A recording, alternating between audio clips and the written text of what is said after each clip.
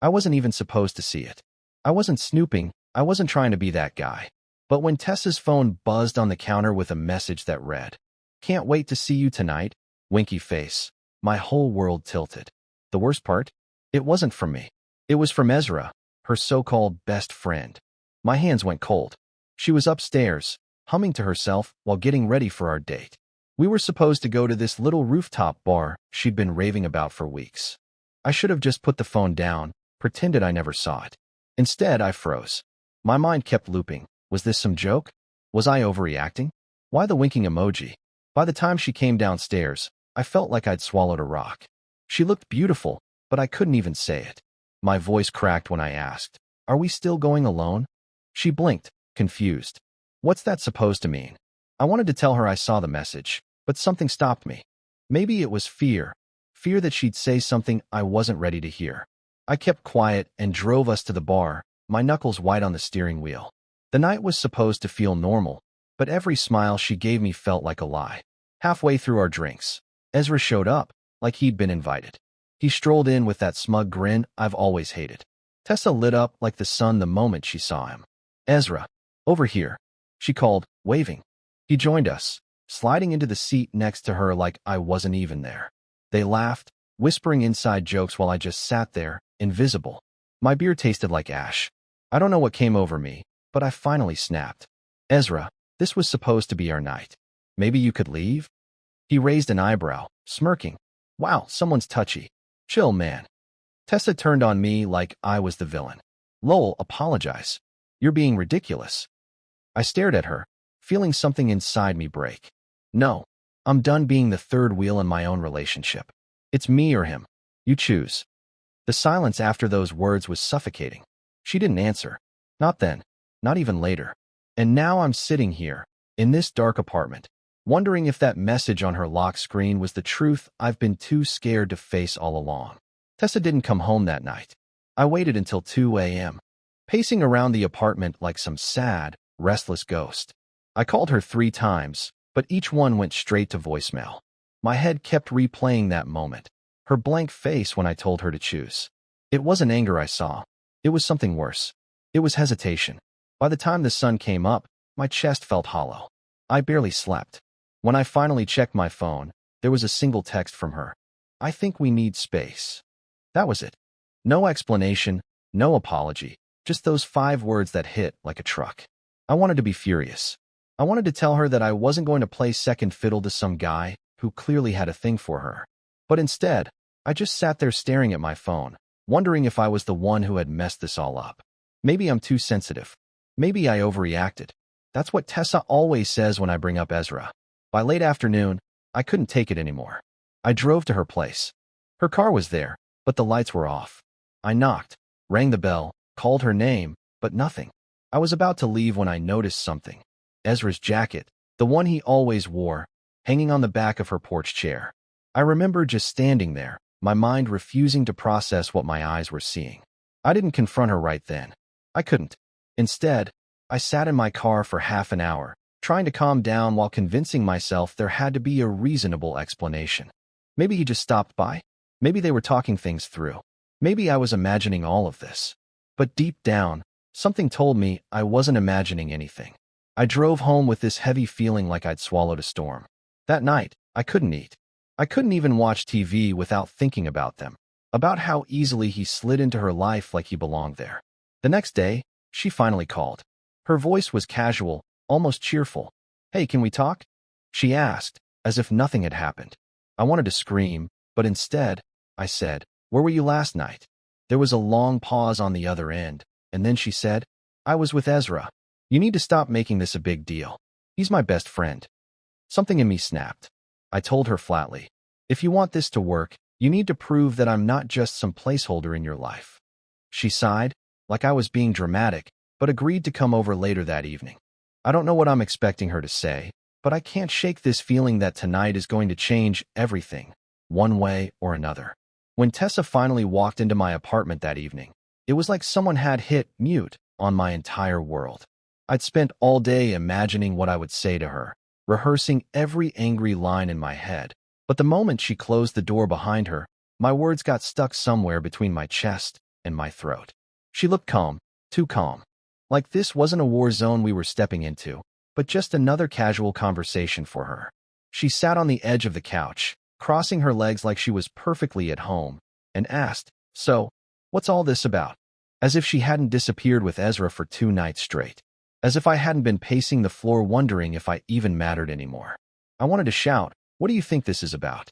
But instead I just said, Are you and Ezra more than friends?" My voice cracked like I was some kid caught crying in the bathroom at school. Her expression changed instantly. It wasn't shock or anger. It was something much colder. "Lowell, not this again," she said, shaking her head like I was just being pathetic. "I've told you a million times. Ezra and I are just close. You're imagining things." Imagining things? I almost laughed. I told her I saw the text message, the one with the wink. Her face flickered for just a second, like I'd peeled back a layer she didn't want me to see, but then she rolled her eyes. "Ezra jokes like that with everyone. Don't be so insecure." And there it was, that word. Insecure. The same word she's been using to shut me down for months. Maybe I am insecure. Maybe I'm just some guy who doesn't know how to hold on to a woman like her. But I couldn't ignore the pit in my stomach, the way every moment between them feels like a secret I'm not allowed to touch. I told her, "If you can't draw a line with him, then I will." That's when she snapped. She stood up, towering over me, and said, "Lowell, you don't get to tell me who I can and can't see. Ezra's been in my life way longer than you. If you can't handle that, maybe you're not the guy for me." I felt my hands shake as I said, "Then maybe I'm not." It was like the words left my mouth before I realized they were mine. For a moment, neither of us said anything. Then she grabbed her bag, muttered, "I can't deal with this right now," and walked out. I thought that would be the end of it. But 2 hours later, I got a call from a friend of mine, Jared, who works at the bar across town. "Hey, man, I don't know if you want to hear this, but Tessa's here. With that guy, Ezra. They look close." I just sat there, staring at the wall while Jared's voice echoed in my head. My heart was pounding, but I didn't even feel angry anymore. Just numb. I don't know what I'm supposed to do now. Part of me wants to rush over there, but another part of me is terrified of what I'll see if I do. I sat there on my couch for a solid 10 minutes, staring at my phone after Jared's call. My thoughts were like 1,000 sharp shards of glass, cutting into me from every direction. A normal guy might have called her, might have confronted her over text. But I'm not normal. I'm the guy who overthinks everything, who needs to see the truth with his own eyes, even if it tears me apart. So I grabbed my jacket, keys still trembling in my hand, and drove across town like a man possessed. The bar was packed when I arrived. Music thumped from the inside, but I stayed in my car for a moment, watching through the windows like some kind of cowardly detective. Then I saw them. Tessa and Ezra were at a corner table, his arm casually draped over the back of her chair, her head leaning closer than I'd ever seen when we were alone. They weren't kissing, but they didn't have to. Every movement, every smile, every flicker of her eyes screamed intimacy, something that used to be mine but wasn't anymore. I should have walked in, should have said something. But my legs felt heavy, glued to the ground. Instead, I stood there outside like an idiot, trying to convince myself I was wrong, that I was misreading everything. And then I saw it. Tessa's hand slid across the table and rested on his. Not by accident. Not casually. She left it there, like it belonged to him. I felt sick. My vision blurred for a moment, and I turned away before anyone noticed me. I didn't even remember driving home, but the next thing I knew, I was sitting in my car in the driveway, gripping the steering wheel so hard my knuckles turned white. I wanted to cry, but nothing came out. Just this hollow, suffocating silence. Hours passed, and I didn't hear from her. No texts, no calls. When I finally broke and sent her a simple, "Where are you?" she responded with the coldest line I've ever read. "I think we should take a break." No explanation. No attempt to soothe the wound she just carved into me. Just that. That night, I barely slept. Every time I closed my eyes, I saw her laughing with him, saw her leaning in closer. I kept thinking about all the times she swore they were just friends, and how easily I believed her. I must have replayed every memory with Ezra in it, every funny story, every little smirk, until it all felt like a puzzle I was finally starting to see clearly. The next day, I decided I couldn't just sit around and let this fester. If she was going to play me for a fool, I needed to know just how deep this went. So I drove past Ezra's place, half hoping I wouldn't see her car there, half knowing I would. And of course, there it was, parked right in front like she belonged there. I didn't knock on the door. I didn't text her. I just sat in my car, gripping the steering wheel again, my head spinning. It wasn't just suspicion anymore. It was a reality I wasn't ready to face. But I had to. Something tells me I'm standing on the edge of something much darker, and I'm not sure I'll like who I become once I step over that line. The next evening I couldn't take the silence anymore. I hadn't eaten a proper meal in 2 days. My head was pounding, and my mind kept replaying the same scene. Tessa's hand on his. That stupid grin on Ezra's face like he'd already won something I didn't even know I was competing for. I sat in my car outside his house for what felt like an hour, just staring at the front door. Part of me was screaming to just go home, to let this play out. But another part, the part that was already broken, wanted answers. I needed to see him, to look him in the eye and hear whatever truth he was hiding. Finally, I climbed out of the car and walked up the steps. My legs felt like lead, but I knocked. I didn't expect him to answer so casually, like I was just some guy dropping by for a friendly chat. "Lowell," he said, his face perfectly neutral, but I swear I saw a flicker of something. Maybe annoyance, maybe guilt, flash across his eyes. "What's up?" I wanted to keep my voice steady, but it came out sharper than I intended. "Where's Tessa?" He leaned against the doorframe, folding his arms like I was being ridiculous. "Not here," he said, a little too quickly. I didn't believe him. I could see movement inside, shadows in the hallway behind him. My heart was pounding like a drum in my chest. "Ezra, I know she's here. I saw her car." For a moment, he just stared at me, and then he smirked, like this was all some game. "Lowell, you're making this weird, man. Maybe you should leave before you embarrass yourself any more than you already have." Those words felt like a punch to the gut. Something inside me cracked, and I stepped forward, but he blocked the doorway with his body. "You don't get to talk to me like that," I said, my voice shaking. "Not when you've been hanging around my girlfriend like." And that's when I heard it. Her voice. Tessa's voice, coming from inside the house. "Ezra, who's at the door?" Everything in me just stopped. He turned his head slightly, almost like he was irritated that she spoke, and in that instant I knew. I wasn't paranoid. I wasn't imagining things. This was real. "Lowell, you need to calm down," he said, lowering his voice. "You're making a scene." But I couldn't calm down. I stepped back, my chest heaving, and the anger turned into something else, something worse. It wasn't just anger anymore. It was a kind of crushing realization that I was the last one to see what had been happening right in front of me. I walked away before I did something I'd regret. Back in my car, I just sat there, shaking. I couldn't start the engine. I couldn't even breathe properly. I kept thinking about how easily they'd lied to me, how smooth Ezra was, how Tessa looked me in the eye for months and told me he was just a friend. That night, I didn't sleep. I stayed up going through every text, every photo, every little moment that felt off. And suddenly, all the pieces fit together. I don't know how I didn't see it before, but now I can't unsee it. Something is going on between them, and I'm not sure if I'm ready to face what's coming next. The morning after I saw Tessa at Ezra's place, I woke up with this horrible, gnawing pit in my stomach. I barely recognized myself in the mirror, dark circles under my eyes, jaw clenched so tight I could feel it ache. I tried to convince myself to let it go, to just move on, but every time I closed my eyes, I saw that smug look on Ezra's face when he blocked the door.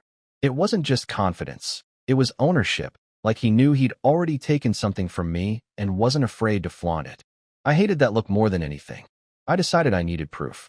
Proof that I wasn't just the insecure, paranoid guy she painted me as. Proof that would make her stop lying to my face. So that evening, instead of going home after work, I parked my car 2 blocks away from Ezra's house. I felt like a creep, like some deranged stalker, but at this point, I didn't even care. I sat there, gripping my phone, waiting, watching. Around 8 p.m., her car pulled up. She didn't even hesitate. She walked up to his front door like she'd done it 1,000 times before, knocked twice, and when he opened it, she stepped inside without a second glance. I felt my heart drop into my stomach. I couldn't sit still anymore. I needed to know what was happening in that house. So, like an idiot, I got out of my car and crept toward his backyard. The curtains weren't fully drawn, and through a narrow gap, I saw them. They were sitting on his couch, laughing at something on his phone, her hand resting on his knee. It wasn't even subtle. I stood there for what felt like an eternity, my whole body trembling, until I finally stumbled back to my car. I should have driven away, but I couldn't. Instead, I pulled out my phone and recorded a 30-second video through the window, just enough to catch her hand on him, just enough to see how close they were. It was a low moment for me, but I needed something real, something I could show her when she inevitably denied everything again. Later that night, she texted me like nothing was wrong. "Hey, hope you're okay. Can we talk tomorrow?" No explanation of where she'd been, no acknowledgement that she was at his place for hours. I didn't respond. I didn't even want to hear her excuses anymore. Instead, I called Jared, my friend from the bar, and told him everything. He listened quietly, then said something that stuck with me. "Lowell, if she's hiding something, you don't need to chase her. The truth is going to come out no matter what. But waiting for the truth to surface isn't my strong suit. I can't sleep knowing there are answers out there I don't have. That's why I've decided tomorrow night I'm going to confront both of them. Together. I don't know how it'll play out, but I know one thing. I can't keep living like this, second-guessing every moment, every smile, every word out of her mouth. I have a bad feeling that once I do this, there's no coming back. I don't know what kind of courage or insanity pushed me to do it, but the next night I drove straight to Ezra's place, not caring if this would blow up in my face. I didn't knock or text Tessa beforehand. I didn't give her the chance to prepare her excuses. When I pulled up, her car was parked out front, just like I knew it would be. My heart was hammering so hard I felt dizzy, but I walked up to the door anyway, fists clenched. For a moment, I just stood there staring at the wood grain, trying to gather my thoughts before I slammed my knuckles against it. Ezra opened the door with that same smug half-smile, like he had been expecting me. "Lowell," he said, leaning casually against the frame. "You just don't quit, do you? Where's Tessa?" I demanded, pushing past him before he could even reply. He grabbed my arm, but I yanked it free. My blood was boiling too hot to care if I was being reckless. She was sitting on the couch with a glass of wine, looking startled, like she'd just been caught doing something illegal. "Lowell, what are you doing here?" she asked, her voice sharp but uneven. "What am I doing here? What are you doing here, Tessa? I'm tired of being lied to. You told me over and over again that nothing was going on, and I've been stupid enough to believe you." Ezra laughed under his breath. "You're being paranoid, man. You're reading into things that aren't there." I pulled out my phone and showed them the video I'd taken the night before, Tessa's hand on his knee, the way they looked at each other like I didn't even exist. Her face drained of color as she stared at the screen. For a split second, I thought I'd won, that I'd finally forced the truth into the light. But then she looked up at me with this cold, almost pitying expression that I'll never forget. "You're pathetic, Lowell," she said quietly. "Do you even hear yourself? Filming us through a window? Following me around like some obsessive ex before you're even my ex? You're not the victim here. You're just sad." I felt my chest tighten as her words sank in. It wasn't just anger anymore. It was like she'd taken every ounce of dignity I had left and stomped it into the ground. I turned to Ezra, who was grinning like he'd already won. "What did you do to her?" I asked, my voice breaking. "Was this your plan all along? To slide into her life until I was out of the picture?" "Don't flatter yourself," he said, stepping closer. "This isn't about you. Maybe she's just tired of being with a guy who's too scared to stand up for himself." I wanted to hit him, wanted to wipe that look off his face, but something in me held back. Maybe it was the realization that if I lost control, I'd lose everything. Instead, I just looked at Tessa one last time, trying to find any trace of the girl who once looked at me like I was enough. All I saw was someone who had already moved on. "I hope he's worth it," I muttered, my voice low and raw, before walking out. I didn't slam the door. I didn't yell. I just left, my hands shaking so hard I could barely hold my keys. When I got back to my apartment, I sat in the dark for hours, trying to process what had just happened. The worst part wasn't Ezra's smug grin or Tessa's coldness. It was the realization that I had been living in a lie for months, too blind to see the truth staring me in the face. But something about tonight didn't sit right. The way Ezra looked at me, the way Tessa stayed silent during certain moments, it was like there was another layer I hadn't uncovered yet. And I think I'm done waiting for them to hand me the truth. Tomorrow, I'm going to find it myself, even if it means tearing open every dark corner of this mess. The next morning, I woke up with this strange clarity I hadn't felt in weeks. Maybe it was exhaustion. Maybe it was the fact that I had nothing left to lose, but I knew I couldn't keep drowning in this storm. I needed answers, yes, but more than that, I needed peace. So instead of spiraling in my head, I called Tessa and told her to meet me in a neutral place, a quiet cafe near the river. To my surprise, she agreed. When I walked in, she was already there, sitting by the window with a coffee cup clasped in her hands. For a moment, I just looked at her, remembering the girl I fell in love with, the one who made me believe I could be someone better. But as I sat down, I realized that person was gone, or maybe she never really existed the way I imagined. "Lowell," she said softly, "I think we both know this isn't working." For once, I didn't argue. I didn't beg or accuse. I just nodded. "You're right. It's not." She blinked, like she'd expected me to fight. But there was no fight left in me, not for someone who didn't want to stay. We talked for a while, and in a rare moment of honesty, she admitted that she and Ezra had crossed lines she couldn't take back. She said it started as friendship but turned into something more when I wasn't paying attention. It hurt, but at least it was the truth I'd been chasing for so long. And then, something unexpected happened. Instead of feeling shattered, I felt lighter, like I'd been carrying a weight that was never really mine to bear. I stood up, thanked her for finally being honest, and walked out of that cafe with a strange sense of relief. For the first time in months, I wasn't wondering or second-guessing.